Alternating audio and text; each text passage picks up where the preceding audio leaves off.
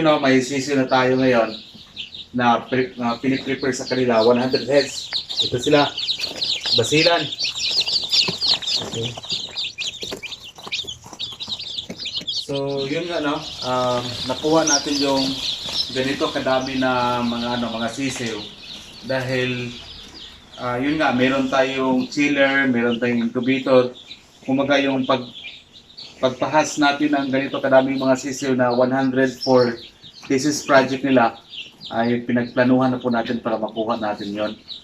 Kung wala tayong chiller kasi na diretso natin na i-load sa incubator, hindi natin makuha yung ganito kadami.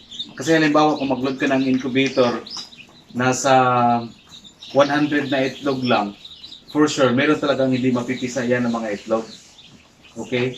So ngayon, hintayin natin yung mga estudyante para makuha nila itong mga sisiw na ito for thesis project nila. So at least may kabuluhan ang pag-alaga natin ng mga native na mga manok. Kasi halimbawa sa mga estudyante, for sure yung iba nahirapan na maghanap ng mga native chicken na mga sisiw na 100 heads. Meron man siguro sila makita pero nasa siguro 10, 15 or 20, 30, ganun na siguro yung pinakarami.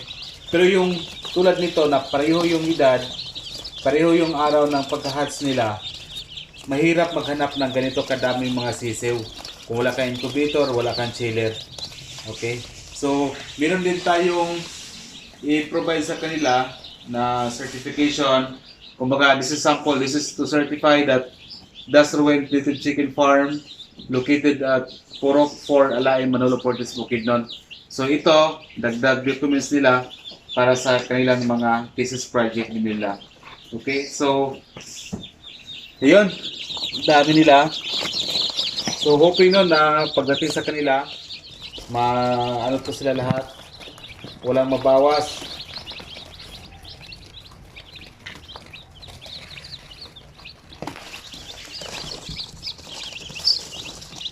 So kumbaga nakatulong tayo sa kanila, at the same time sila din nakatulong sa atin, di ba? Kasi nga ganito, first time kong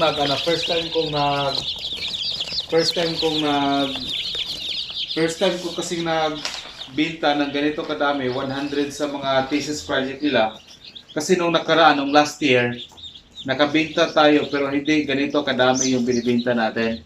Meron pang mas marami dito actually, yung coming natin next month, 300 na sisiw na basilan.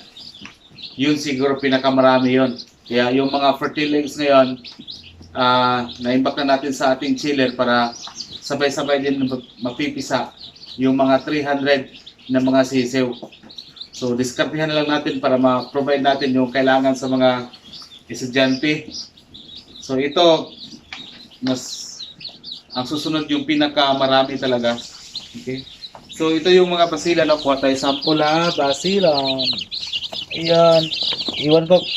Ito, basilan. Hindi ko alam kung lalaki ba to o babae. Pero sa tingin ko parang lalaki to. Basilan. Mana-mana siguro ito sa bagong basilan natin na roster siguro. Yung bagong bili natin. Ito na yon. Parang lalaki nito eh. Okay, so yan. Turuan lang natin yung mga estudyante kung paano nila alagaan ito para hindi masayang yung mga pera nila. Ito, maganda kulay nito. Basilan. Ayan. Sa tingin ko lalaki to. Oo. Gray ang kanyang not gray. Ano kulay niya? Parang berde. Parang green. Parang green ba? Okay, so ito po sa lahat.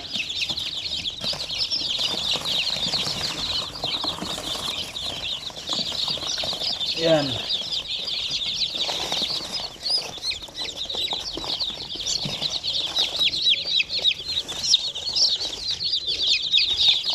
Tapos, by the next month, meron din kukuha sa atin mga basilan sampin.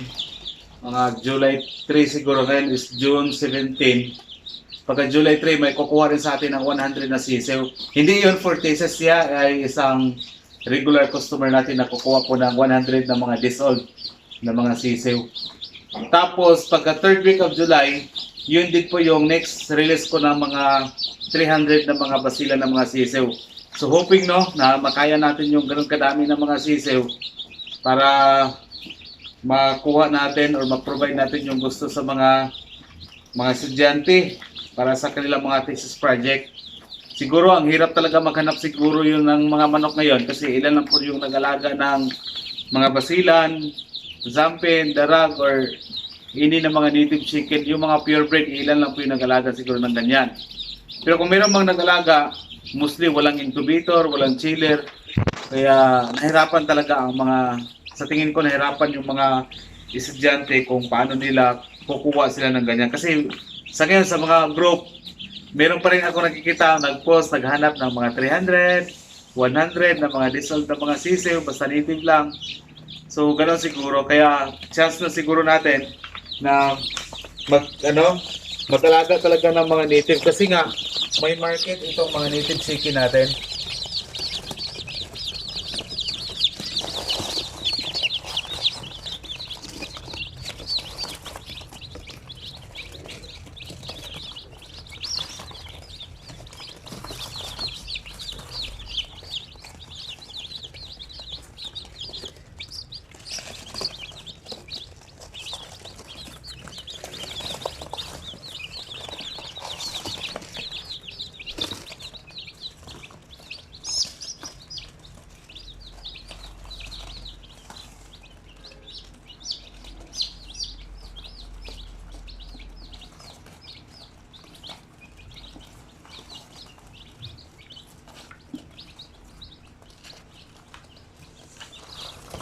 Ang isa rin sa siguro napakalayo kasi nitong mga bumili sa atin ng mga sisiw. Ang isa siguro sa naging dahilan na nakikilala tayo, number one, social media talaga. Kasi kung wala ang social media siguro hindi nila alam na mayroon akong binibenta ng mga ganito na mga sisiw. Kaya number one, kung may mga binibenta ka, mga sisiw or kahit anuman, social media talaga ang pinaka kailangan natin para makabenta tayo, di ba? Although, in demand itong mga basilan, itong mga native chicken, kahit in demand ito, kung hindi aware ang mga tao na meron kang ganitong mga binibenta ng mga sisiw, wala ka pa rin buyer, di ba? So, mas importante na meron kang social media para lahat aware na meron kang mga basilan. So, imagine tayo, nasubukan na natin nag-ship ng mga manok, Luzon, Visayas, sa Cebu, Batangas, at lalo na dito sa amin sa Mindanao, ayan, nasubukan na po natin nag-ship ng mga manok sa Luzon, Visayas at Mindanao.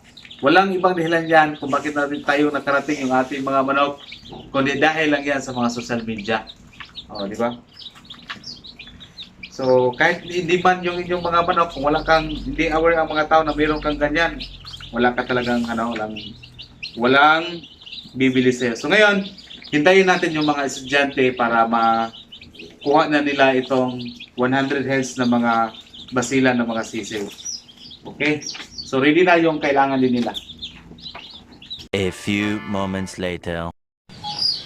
So karon na ka nang mag-Bisaya lang ta kay komportable man ko mag-interview mag-Bisaya. So natin nga usa ka butan ug usa ka kubihan nga estudyante. Isa kini kalan to nimo? Abigail Dumapias. Usa mo nga eskwelahan pa? Hinoog City Community College. So course mo? Agribusiness. So kamo ni nga group mga agribusiness mo? Agribusiness niya. Okay. So unsa may ilohang thesis kabahin ano ba? Sa may yung studyhan ani? Ang sa mo nga group about sa internal attributes, and then sa akong kaubad na nga Other group, groups growth development. o katong visceral.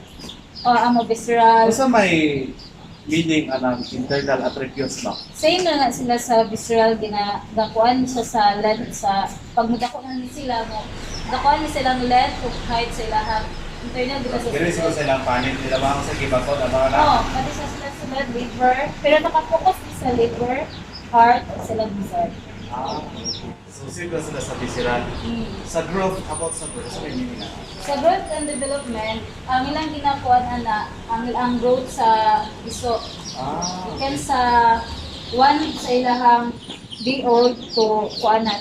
magmanap mo dito sila. Okay. So mao din no ang ato ang mga basilan. Kauban nato si Ma'am Dumapias no. Sa to ngalan nga eskwelahan ma'am nalimot ko. Ingog City United Colleges Community na siya before. Basta mao na to kamo na lang memorize kung sa to nga college no.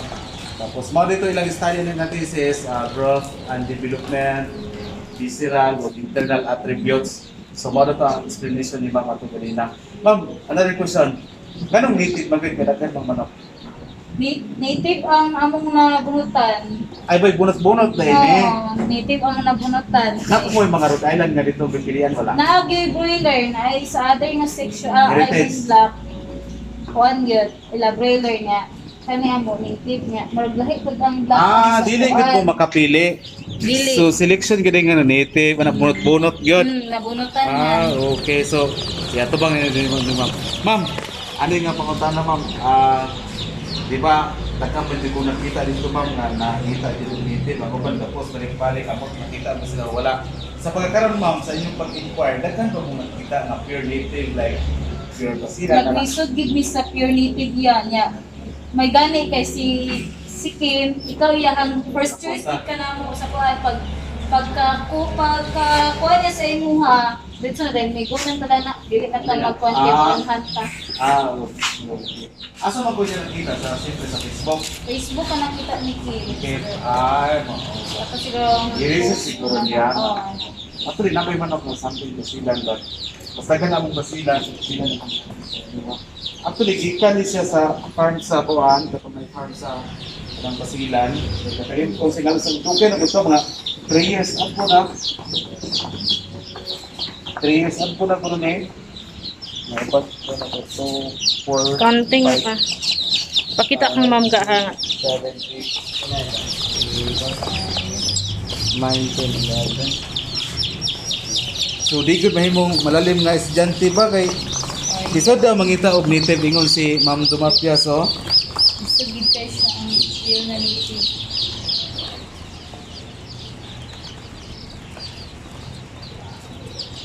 Swerte na lang to nakabunot siguro og broiler kay daghan kay na wa gyud problema. Ba? May problema. Barato na pag ito lang. Barato pag gyud ang kuan. Kada- Oh, Pero ang mga kuan lang kay kuan ang siguro ang weather sensitive kayo. sensitive. Kini ma'am, dali ra po ni sila mudako nya. Anad na po ni sila sa tong klima dire. Ang uban ako mga manok dito i kuan na siya. Pero itong ulan init pero namay di ko magtanan nga ingong dili magkasakit namay magkasakit pero sa kanan sila makasugakon na gyud sila. Dire naman dili nga mga manok sa tuwa. Anad naman sila sa tong klima.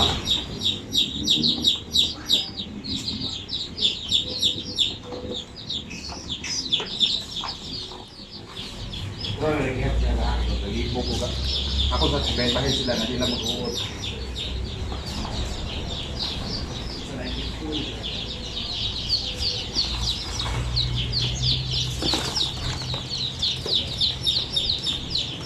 So, mao na to kung gipangutana ni ma'am. Ang ilang actually, sila mo nag-question sa ako, na ma'am, ako lang, ikaw kung ipa-explain kay mas mayo mag-explain ko sa ako.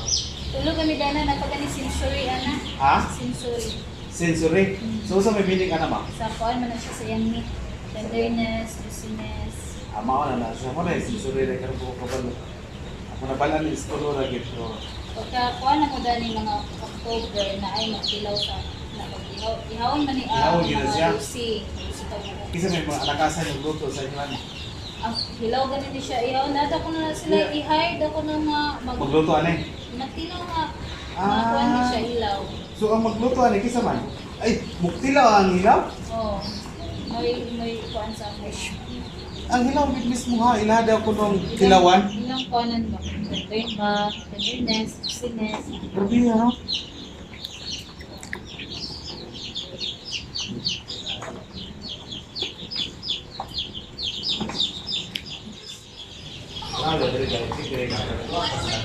Itong vlog no, nagsagol na, nagtagalog ko sa Bisaya. So, mao rin ang ato ang mga piso no.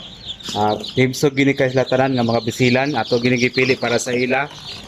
Dayon ang atong baligyan ni sa ila sila na lang mo ingon ma'am pilay palit niyo sa kuha gani ma'am. 100. 100 ang isa. So medyo mahal-mahal gud siya kay mo na mga atong price nga kita naputoy mapala sa atong pagmanukan kay lisod man gud nga maputoy mapala, di ba? Gasto biya po ang kuryente, tubig, Feeds. panuban pa, labor, uban pa, feeds, na po. Pero kini kami pa may feeds na kanila. So, mao din ha, ato ang pinakapogihan kami si Jante kay siya man gini ari dire. So ilang box rin na sa mga representante nga ani dire. So mao na di ba ha? Ano tong so, ato ning ipasakay sa bus atong tabangan si Madam kay babae na ba ni? Mag-check pa kung nabay kuan na ka. So duha ka